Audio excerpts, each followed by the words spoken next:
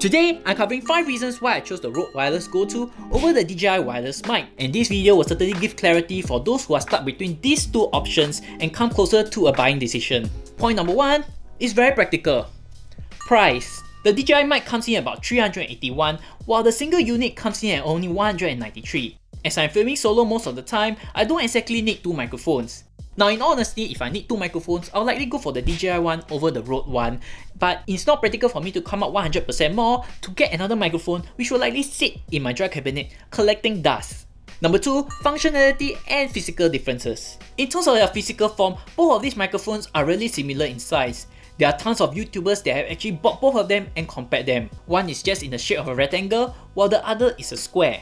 They both come with windshields or dead cat and have good battery life, transmission ranges, and not to mention the safety track feature. The DJI mic does have a touchscreen on the transmitter though, but both of them practically works the same.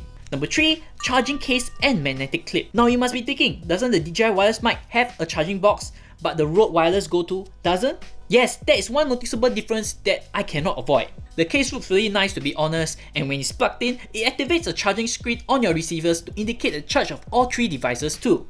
I find myself shooting shorter content most of the time, and carrying a charging box such as this does add bulk to my gears compared to just carrying this little pouch which actually comes with the Rode Wireless Go 2 set.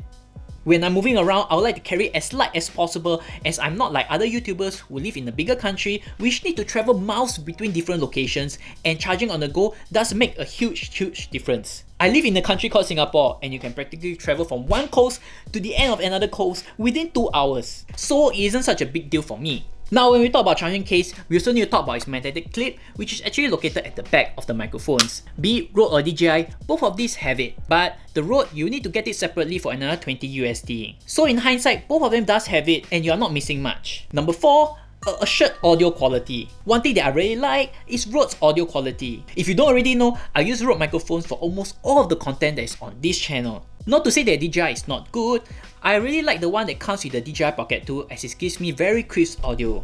But for longevity and audio quality in the industry, I will still trust Rode slightly more than the DJI brand. Number 5, minimal versus hoarder mindset. The question that I asked myself before getting the single set is that what if I need it for interviews? Heck, even the salesperson which I actually got the microphone from asked me that exact same question. When was the last time you guys heard me interviewing somebody on this channel? I bet you guys could not remember, because neither could I. When you keep putting yourself to what if situations, there's a lot of things that you will get unnecessarily. Not to mention, getting the single unit over the double one or even the DJI one saves me about 200 USD, which I'm planning to get the DJI Pocket 3, which is rumored to come out at the end of this year. These are the top processes of me choosing this over the DJI one. I hope it has given you clarity and make you come closer to a buying decision. Do leave me down in the comments below if you guys think that I've made the right decision or the wrong one.